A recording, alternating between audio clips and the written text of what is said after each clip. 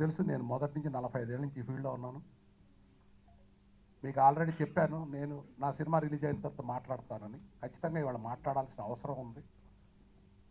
మీకు తెలుసు 25 ఏళ్ళ నాడు జమ్మూ కాశ్మీర్ కార్గిల్ వారు అప్పుడు ఆ ముఖ్యమంత్రి ఫారూక్ అబ్దుల్లా గారు మమ్మల్ని రిక్వెస్ట్ చేశారు. 30 ఏళ్ళు అయింది ఇక్కడ ఎవరు సినిమా తీసి మీరు చేయమంటే తెలుగు మేము వెళ్ళి కాశ్మీర్లో సినిమా తీసాం. ఆ ఫలితంగా అక్కడ పీస్ఫుల్గా ఉందని వాళ్ళు వచ్చి మమ్మల్ని సన్మానించారు. చాలా తృప్తిగా ఉంది. తర్వాత ఇప్పుడు కూడా మొన్న కాశ్మీర్లో లా అండ్ ఆర్డర్ ప్రాబ్లం వస్తే ఆ గవర్నమెంట్కి సపోర్ట్గా మేము వెళ్ళి అక్కడ సినిమా చూసి వచ్చాం, తీసాము, సక్సెస్ఫుల్గా పూర్తి చేసాం రోజ్ గార్డెన్ సినిమా. మళ్ళీ అక్టోబర్ 19 సినిమా రిలీజ్ చేసాం, జనవరి 14 ఇది రిలీజ్ చేస్తామని ఆ రోజు చెప్పాం. ఆ ప్రకారం ఈ సినిమా రిలీజ్ చేసాం. మీకు తెలుసు నారాయణమూర్తి గారు ఎటువంటి నిజాయితీ పరుడో మంచోడో, ఎంత అభిమానంగా నా మీద ఒప్పుకున్నాడో. నేను ఆయనతో 3 ఏళ్ళ నుంచి తయారు చేసుకున్న సబ్జెక్ట్ తయారు చేసుకున్నాను. ఎంతో డీసెంట్గా తీసాము, ఎక్కడ ఒక సెన్సార్ కట్టలేని సినిమా, ప్రజలకు ఉపయోగపడాలని తీసిన సినిమా.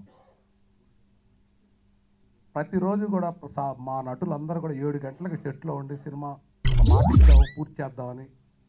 నాకన్నా కూడా వాళ్ళు ఇంకా మోటివ్గా చాలా చక్కగా అన్ని డిపార్ట్మెంట్ కెమెరా, ముఖ్యంగా నారాయణమూర్తి గారు, మిగతా ఆర్టిస్టులు అందరూ సపోర్ట్ చేశారు. అనుకున్న ప్రకారం రిలీజ్ చేశారు.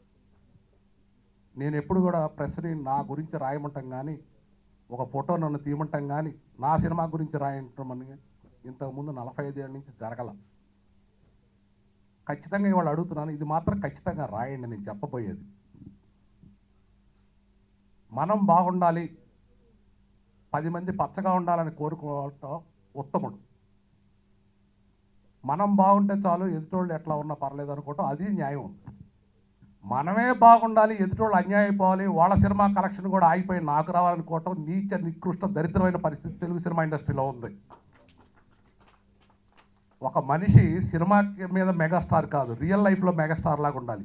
నా వరకు నేను ఫీల్ అవుతున్నాను, ఐఎమ్ రియల్లీ నేను నిజమైన హీరోనని ఫీల్ అవుతున్నాను. ఎందుకంటే 2 సార్లు కాశ్మీర్లో ఎవరు ఇండియాలో ఏ ప్రొడ్యూసరు ఏ లాంగ్వేజ్ వాళ్ళు చేయలేనప్పుడు కూడా, ఈవెన్ నిన్న కూడా వెళ్ళి నేను సినిమా తీసి వచ్చాను, హీరోగా ఫీల్ అవుతున్నాను నేను. కానీ ఈ సినిమా నెల్లూరు దగ్గర నుంచి మొదలు పెడితే ఆంధ్ర బోర్డర్ వరకు ఒక్క థియేటర్, ఈవెన్ డిస్ట్రిక్ట్ హెడ్ క్వార్టర్లో కూడా ఒక్క థియేటర్ ఇవ్వలేదు. నీచమైన పరిస్థితి తెలుగు సినిమా ఇండస్ట్రీలో ఉంది. నాకు సినిమా ఆడకపోయినా పర్లేదు, ఏమైనా పర్లేదు, ప్రేక్షక దేవుళ్ళు మీరు చూడండి. ఇవాళ సుదర్శన్ నిజంగా నైజాంలో ఉన్న థియేటర్ వాళ్ళకి hats off.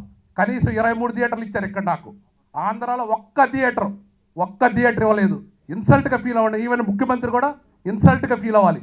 Head constable Venkataramayya సొసైటీకి ఉపయోగపడే సినిమా నేను తీశాను. అవునో కాదో మీరు చెప్పండి, మీరు చూశారు. ఎక్కడైనా వల్గర్ డైలాగ్ కానీ ఎక్కడన్నా ఉందండి? ఈవెన్ సుదర్శన్లో నిన్న 4,000 ఉంటే ఇవాళ మార్నింగ్ 6,000 ఉంది కలెక్షన్. ఇంకా ఈ సినిమాలకి ఇంతకు మించి ఏం కావాలి రిజల్ట్? థియేటర్లు ఇవ్వకపోతే ఎట్లా బతుకుతారు? చిన్న సినిమాలు ఎట్లా బతుకుతాయి? అంచేత సినిమా తెర మీద హీరోలా కాదు, రియల్ హీరోల్లో కూడా బతకడం నేర్చుకోండి. మీకు కోట్లు వచ్చినాయి పర్లేదు, మీ అందరితో ఇండియాలో ఉన్న హీరోలు అందరితో సినిమా తీసే కెపాసిటీ నాకుంది. ఒక సింగిల్ షెడ్యూల్లో తీయకూడదు మీ అందరితో. అయినా మీతో సినిమాలు తీసేంత పాప పని నేను చేయను. నేను ఎప్పుడు కూడా చిన్న సినిమాలే తీస్తాను, మంచి వాళ్ళతో తీస్తాను, మంచి కథలు తీస్తాను. Thank you.